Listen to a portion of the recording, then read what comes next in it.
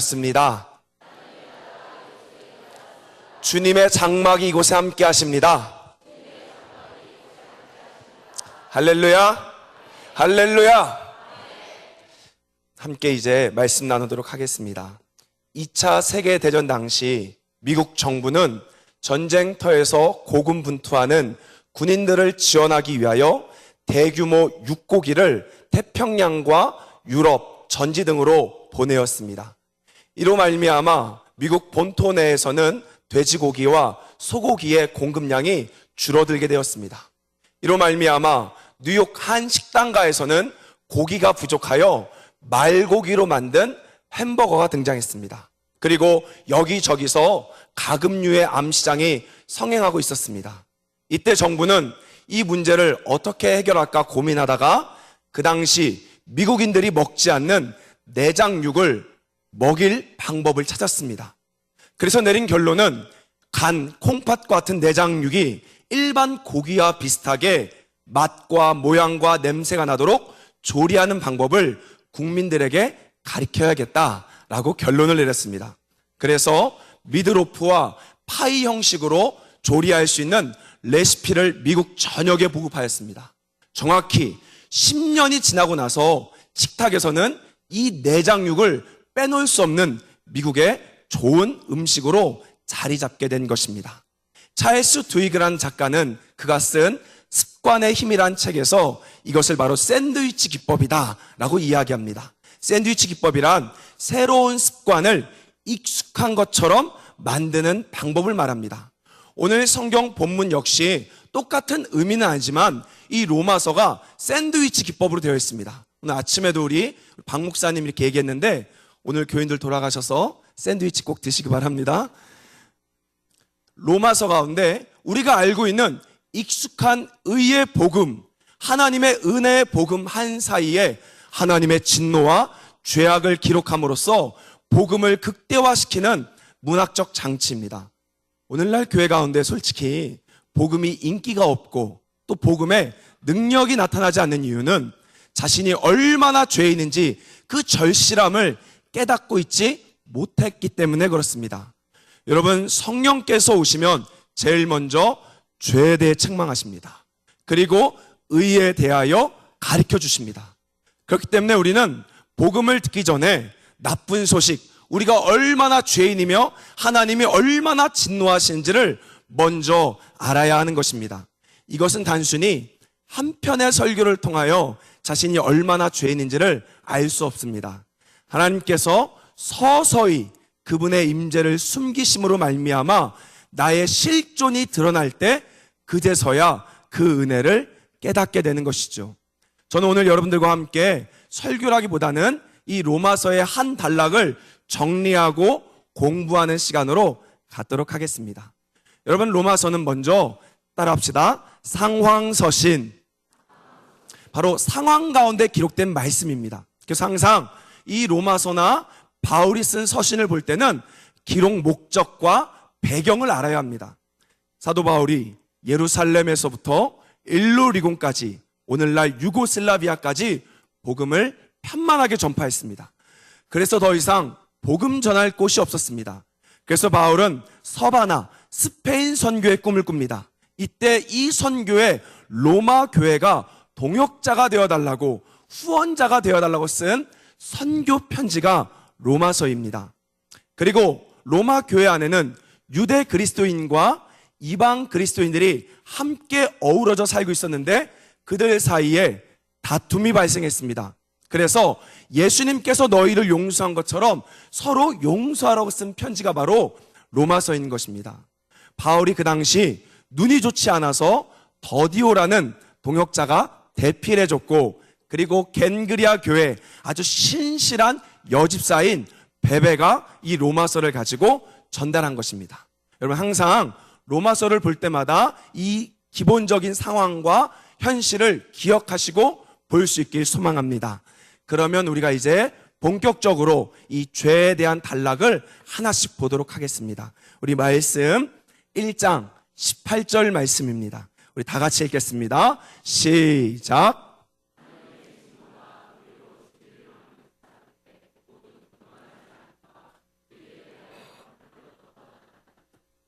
이런 교회사 가운데 진노하시는 하나님과 사랑의 하나님을 조화시키지 못한 이단들이 많이 있었습니다. 초대교회 가면요, 마르키온이라는 이단은 구약의 하나님과 신약의 하나님이 다르다라고 주장했습니다.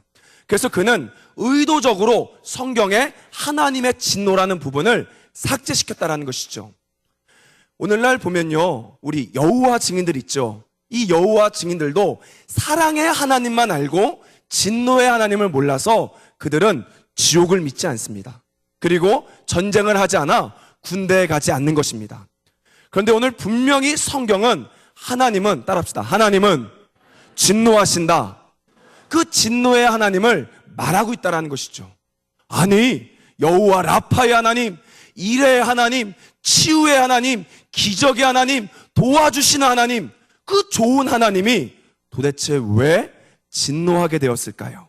성경은 두 가지 죄를 말합니다. 이거 따라할게요. 불경건과 불의.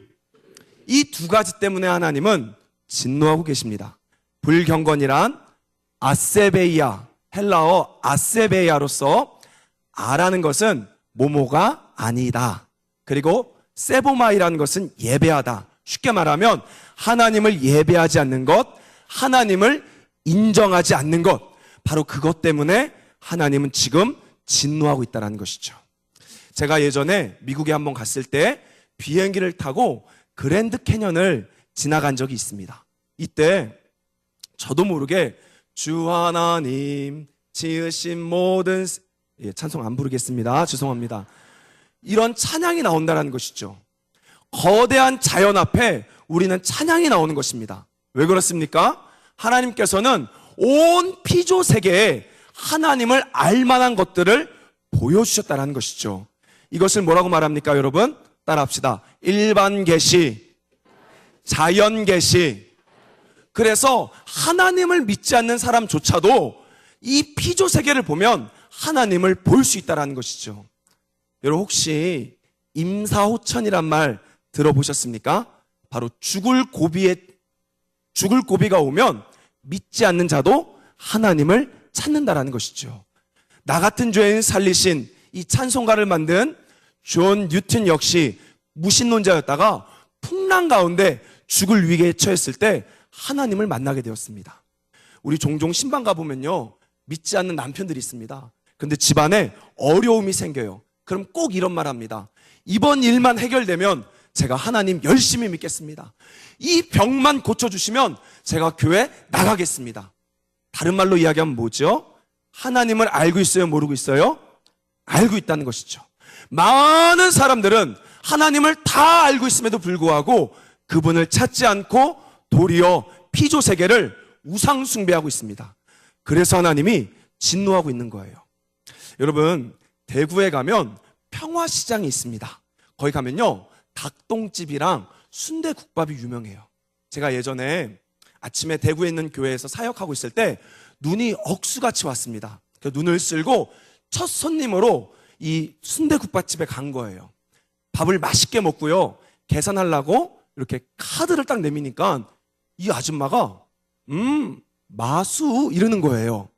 그래서 저는 모르니까 뭐 어쩌라고, 속으로 뭐 어쩌라고 카드 계산해 주세요 하니까 마수 이러는 거예요. 도대체 이 아줌마 왜 이러지? 옆에 있던 노련한 선임 목사님이 야 됐어 빨리 현금 드려 하고 현금을 드리니까 돈에다가 침을 뱉어요. 하고 뱉더니만 머리에다가 마수 이러더라고요. 여러분, 이거 웃을 일 아니에요. 여기 장사하시는 분들 솔직히 첫 손님 카드 받으면 좋아요, 안 좋아요?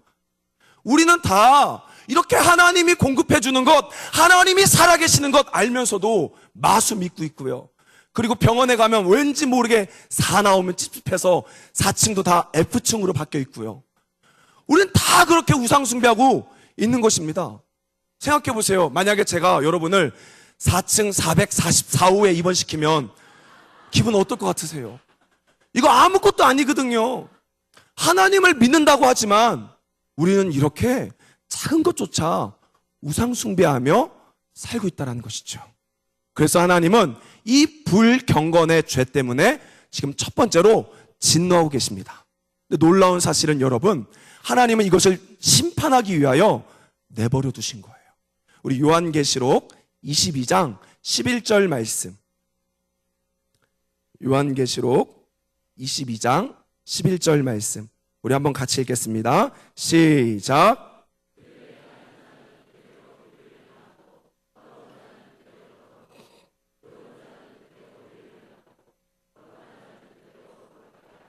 뭐라고 말합니까? 죄 짓는 자들 그냥 내버려 두라. 거룩하게 사는 자들 내버려 두라. 그 마지막은 내가 심판할 거야. 그래서 여러분, 우리가 죄 가운데 고난과 어려움이 있으면 이건 저주가 아니라 축복인 거예요. 믿으십니까? 그리고 하나님이 진노하시는 두 번째 이유가 있습니다. 그것은 바로 불의입니다. 여러분, 불의란 뭐냐? 하나님의 거룩한 뜻을 무시하는 행동과 말을 말합니다. 우리 오늘 본문 1장 29절 말씀. 1장 29절 말씀. 로마서 1장 29절. 함께 읽겠습니다. 시작.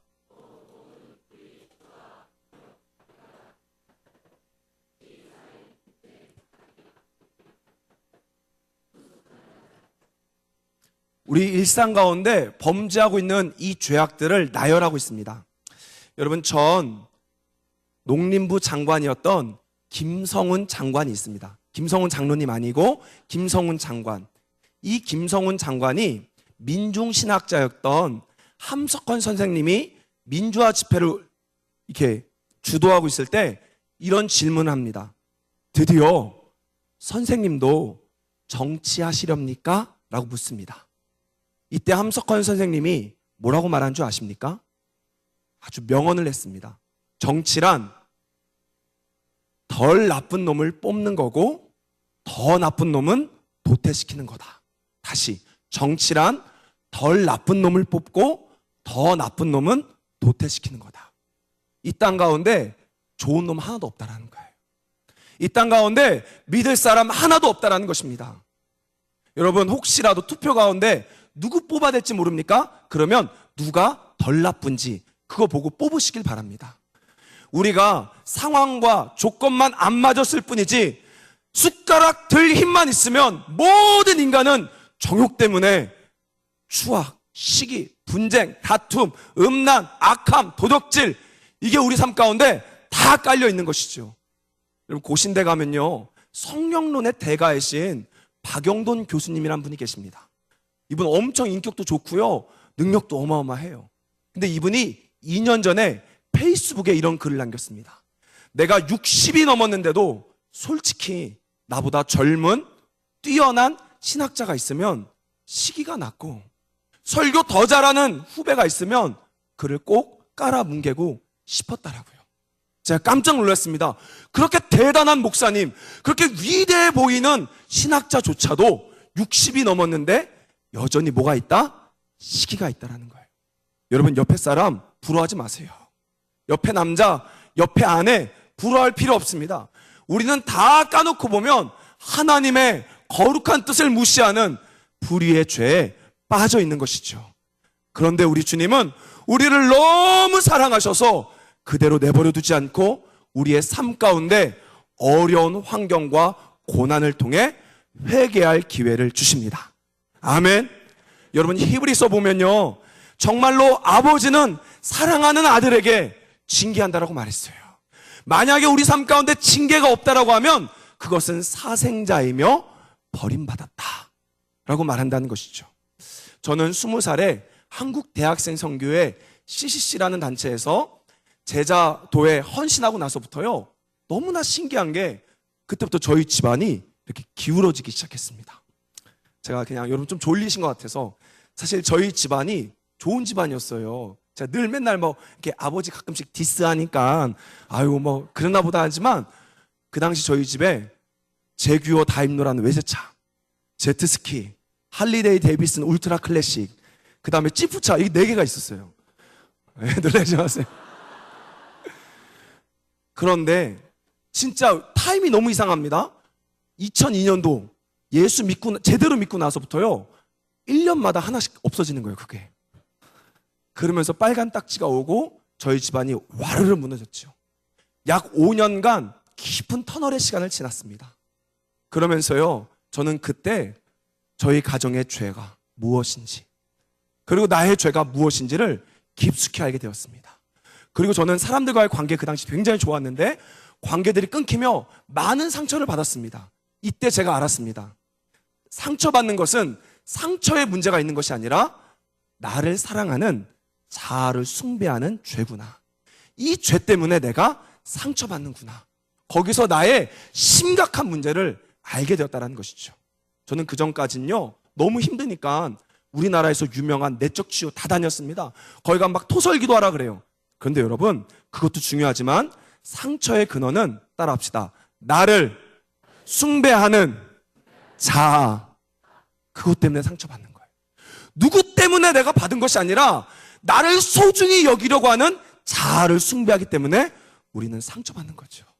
제가 5년 지나고 나서 그걸 깨닫고 정말 펑펑 울며, 예수님, 저는 가능성 없습니다. 나는 예수님과 함께 죽었습니다. 라는 그런 은혜의 고백을 하게 된 것이죠. 만약에 여러분 주변에 지금 신앙생활 열심히 하는데, 새벽 기도 열심히 하는데, 예배 열심히 드리는데 삶이 어려워지십니까? 점점점 주님 믿으면 잘 될 거라고 말하는데 우리 집안은 망가지는 것 같이 느껴집니까? 그럴 때 주님 원망하지 마시고 나를 회개의 길로 인도하시는 하나님을 찬양하며 감사할 수 있길 예수님의 이름으로 축원합니다. 그리고 나서 이제 두 번째, 이거는 먼저 이방인의 죄가 나온 것입니다. 그리고 이 단락 안에는 이제 유대인의 죄가 나옵니다. 우리 2장, 로마서 2장 1절 말씀 같이 읽겠습니다. 시작.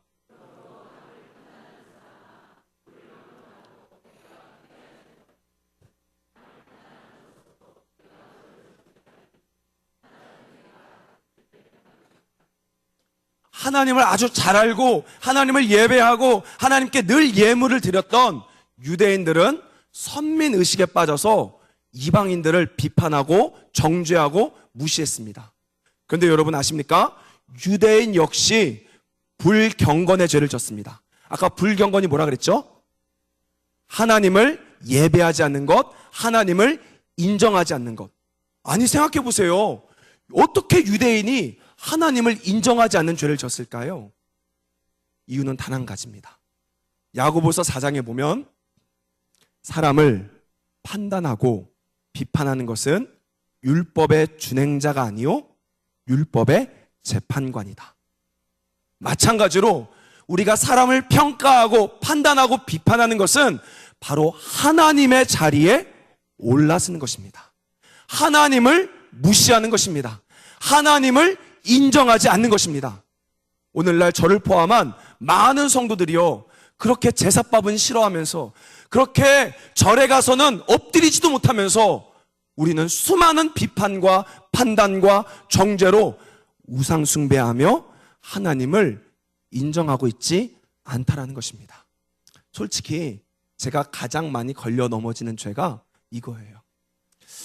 신학했으면 내 자신을 돌아봐야 되고 또한 성도들을 살리는 말씀이 돼야 되는데 저도 모르게요, 어느 순간 머리만 커져갖고요, 누가 설교하면요, 저거는 성경적이지 않아, 저거는 개혁주의 아니야, 저거는 자기가 하고 싶은 말이야, 얼마나 제가 비판하고 정죄하는지 모릅니다.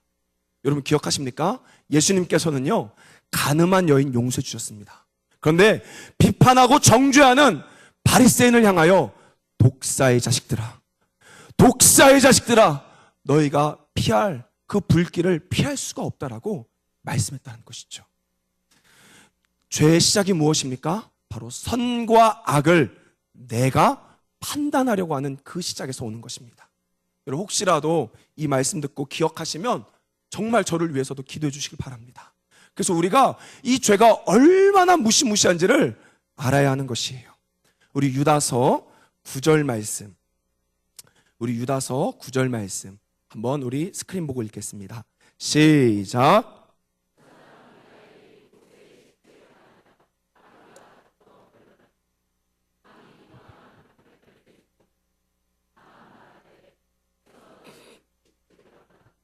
뭐라고요?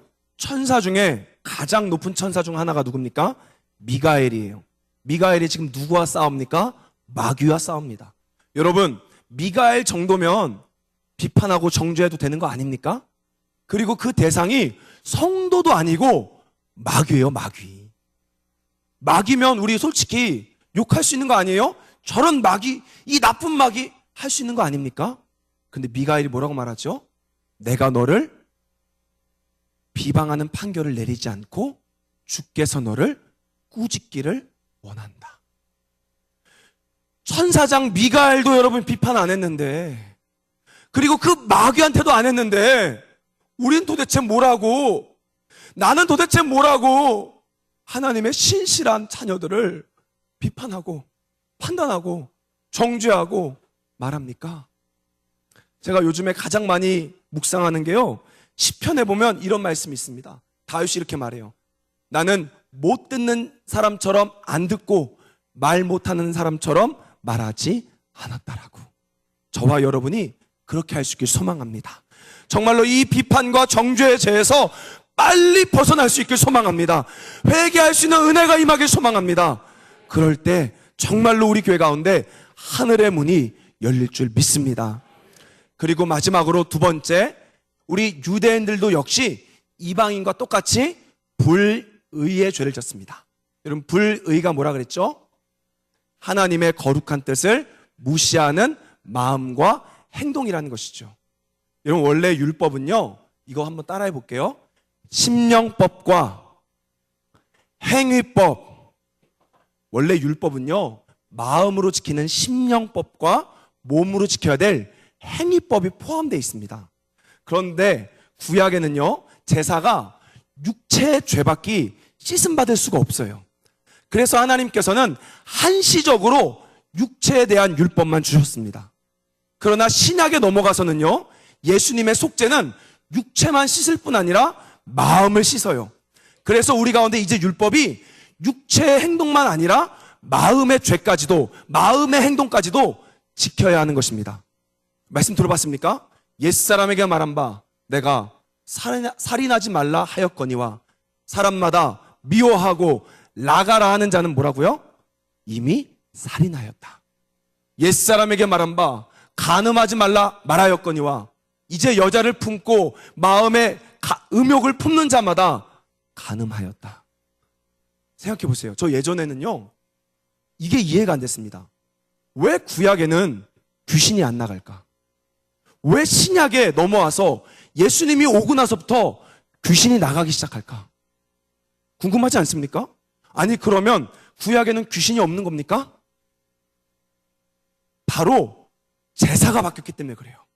구약은 행위적인 죄밖에 못 씻습니다. 근데 신약의 제사는 마음의 죄를 씻을 수가 있는 거예요. 그래서 그 마음에 붙어있던 귀신들이 하나 둘씩 나가는 거죠. 그럼 무슨 말입니까? 우리가 지켜야 될 율법은 행동으로만 지켜야 될 율법이 아니라 마음조차도 계속 매순간 예수님으로 채워야 될 줄 믿습니다. 이 유대인들은 마음은 더럽힌 거예요. 그들은 겉으로 지키는 율법만 지키고 할례만 행하면 나 이 정도면 된 거지 뭐. 나 예배 잘 드리니까, 나 목자니까, 나 직분자니까, 나 말씀 잘 전하니까 괜찮은 거지 뭐 라고 했을지 모르지만 우리 주님 뭐 본다고요? 심령, 마음을 보는 것이죠. 그래서 이방인의 죄와 유대인의 죄가 똑같다라는 거예요. 이방인의 죄와 그 잘난 유대인의 죄가 똑같이 하나님 무시하고 똑같이 주님의 거룩한 뜻을 무시하는 죄를 지었다는 것이죠. 그래서 하나님은 진노하고 계십니다. 오늘 본문의 결론이 무엇입니까? 바로 3장 9절 말씀입니다. 3장 9절 말씀 함께 읽겠습니다. 시작.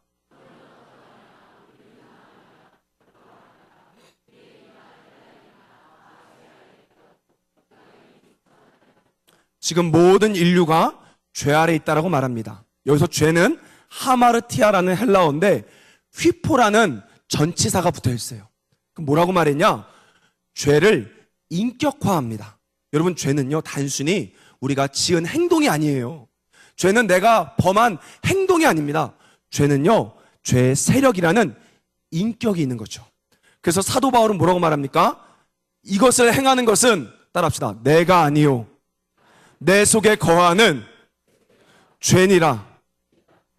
제가 지난 새벽에도 이야기했지만 작년에 우리 고등부 아이들을 이끌고 선교를 나갔습니다. 단기 선교 나갔습니다.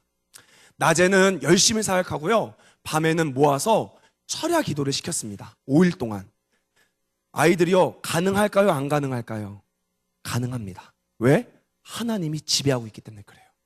우리가 지금 여기서 철야 기도 합시다 그러면 저도 못해요. 자신 없습니다. 그러나 하나님이 우리를 지배하기 시작하고 하나님 나라 안에 들어가면 가능해지는 거예요. 믿으십니까? 그래갖고요, 제가 아이들한테 이런 얘기했습니다. 야, 우리 얘들아, 교통정리하자. 정말 죄를 짓는 게 너냐? 아니면 죄 짓는 게 너무 싫고 하나님 뜻대로 살고 싶은 게 너냐? 누가 너야? 교통정리하자 하니까요, 거기 하나님 나라 임하니까 애들이 말하는 거예요. 진짜 주님 뜻대로 살고 싶은 게 접니다 라고 말합니다. 그리고 제가 그랬어요. 그러면 너가 지었던 은밀한 죄를, 너와 죄를 분리시켜라. 너가 죄에 대해서 죽었다라고 고백하고 죄와 너를 분리시켜 하는데요, 아이들이 입으로 담을 수 없는 죄들을 막 고백하며 회개하기 시작합니다. 그날 호텔방에서요, 정말 밤새도록요, 아이들 안에 있는 귀신들이 막 나가기 시작하는 거예요. 하나 둘씩. 근데 너무나 재밌는 것은 청년들도 있었는데 청년들은 못하는 거예요, 이거를. 왜냐하면 제가 그때 알았습니다. 20살 넘어가면요, 자존심 생기고 자기 머리가 있으니까 못하는 거예요. 그래서 기도도 안 하고 피 했던 애들이 갑자기 옆에서 귀신 나가니까 애들이 무서우니까 눈 감고 막 방언하기 시작합니다. 제가 그때 알았어요. 아, 이런 시끄러운 사람들이 한두 명 있어야 정신 차리고 다 같이 기도하는구나. 저가 하는 얘기는 귀신 얘기하는 게 아닙니다. 하마르타의 실제는 악한 영이라는 거예요. 요한일서 3장 8절에 보면 뭐라고 말하죠? 죄를 짓는 자마다 마귀에게 속하나니 마귀는 처음부터 범죄함이라. 그러면요, 여러분, 복음을 아는 것, 영안이 열린 것은 천사를 보고 귀신을 보는 게 아니라 나의 가까운 이웃과 내가 하마르티아에 묶여 있는 것을 볼 줄 아는 것입니다. 저는요, 예전에 저희 외할아버지가 조금 부끄럽지만 가정을 많이 차리셨어요. 그리고 나서 마지막에 임종을 앞두고 있는데요, 저희 어머니한테 울면서 이런 이야기를 하시는 거예요. 내가 젊었을 때 뭐에 그렇게 홀렸는지, 왜 이러고 살았는지 모르겠다. 정말 나를 용서해다오 하고 할아버지가 울면서 돌아가시는데 제가 그때 알았습니다. 여러분 주변에 남편이 속썩입니까? 여러분 주변에 여러분의 부모님이 여러분을 힘들게 하십니까? 기억하셔야 돼요. 그거는 여러분의 부모님의 본질이 아닙니다. 그 안에 붙어있는 하마르티아라는 거예요. 그렇기 때문에 우리는요, 미워할 필요가 없는 거예요. 저 사람을 미워할 필요가 없습니다. 저 사람도 그 하마르티아에 속아 일평생 살고 있다가 지옥 가는구나. 여러분, 영안이 열린다는 것, 복음을 안다는 것은 바로 이 사람들 배후에 속해 있는 악한 영들을 보고 그들을 위해 땅을 치며 울며 회개하는 삶이 복음을 아는 삶인 줄 믿습니다. 그래서 여러분, 우리는요, 더 이상 사람에게 상처받을 필요 없어요. 그 사람에게 붙어있는 하마르티아를 보고 하나님, 제발 저 죄에서 저를 불쌍히 여겨주옵소서. 저가 복음을 알고 저 죄에서 해방되는 역사가 일어나게 하여 주옵소서. 여러분, 거기에 상처받아 버리면요, 우리도 똑같이 하마르티아에 묶이는 것입니다. 영안이 열리길 소망합니다. 복음을 깨달을 수 있길 소망합니다. 마지막으로 여러분들에게 한 가지 나누고 싶은 말씀은, 얼마 전에 제가 폴란드에 간 아이들이란 영화를 봤습니다. 여기 보면요, 1950년대 전쟁 가운데 북한 고아 아이들을 1,500명을요 폴란드로 보냈대요. 이때 폴란드 그 고아원에 있는 어른들이 이 아이들을 정성을 다해서 키웠습니다. 인터뷰를 보니까요, 이렇게 말합니다. 우리는 한 번도 이 아이들에게 선생님이라고 말하지 않게 했다. 아빠, 엄마라고 불러라. 그리고요, 50년, 60년이 지난 이 선생님이요, 지금도 그때를 기억하며 막 울면서 그 아이들을 너무나 사랑한다라고 말하는 거예요. 도대체 여러분, 왜 피 한 방울도 안 섞인 이 선생님들이 아이를 사랑할 수 있었을까요? 이유는 단 한 가지입니다. 이 폴란드 국민들 역시 세계대전 당시 전쟁을 경험했습니다. 그리고 선생님들 역시 고아로 자라온 거예요. 그래서 본인이 고아였기 때문에 고아의 마음을 너무나 많이 잘 알아 정성을 다해 사랑했다는 것이죠. 상처받은 자만이 그 상처를 치유할 수 있는 것입니다. 마찬가지로 여러분 주변에 여러분의 마음을 후벼 파는 사람 있습니까? 여러분을 진짜 괴롭히고 속을 뒤집히는 사람 있습니까? 기억하십시오. 우리가 하나님의 속을 후벼 팠고 우리가 하나님의 속을 뒤집혔음을 기억하십시오. 그래서 용서받은 자만이 그 사람을 용서할 수 있는 것입니다. 고아만이 고아의 마음을 알아주듯이 죄인만이 죄인을 용서할 수 있는 것이죠. 그래서 사도 바울은 주님께서 너희를 용서한 것처럼 너희도 서로 용서하라. 너희도 서로 사랑하라. 이렇게 주님이 말씀하십니다. 여러분, 이 복음을 통하여 하므르트야의 실체를 보며 우리가 나를 용서하신 그 사랑에 힘입어 이웃을, 내 남편을, 내 아내를, 나의 부모님을, 목원들을 사랑하시는 저와 여러분 되시길 예수님의 이름으로 축원합니다. 기도하겠습니다. 고아만이 고아의 마음을 알아 정성스럽게 사랑하며 키웠는데 우리가 진짜 죄인인지 몰라 우리 주변의 죄인들을 용서하고 품어주지 못하고 있습니다. 주님, 우리를 불쌍히 여겨 주시옵소서. 그리고 비판하고 정죄하는 것이 우상숭배보다 더 큰 죄임에도 불구하고 우리는 이 죄에 대해서 회개하지 않고 살아왔습니다. 주여, 우리의 영안의 눈을 열어주사 우리의 죄가 얼마나 큰지 보게 하여 주옵소서. 그래서 하나님, 사랑하기도 짧은 세월,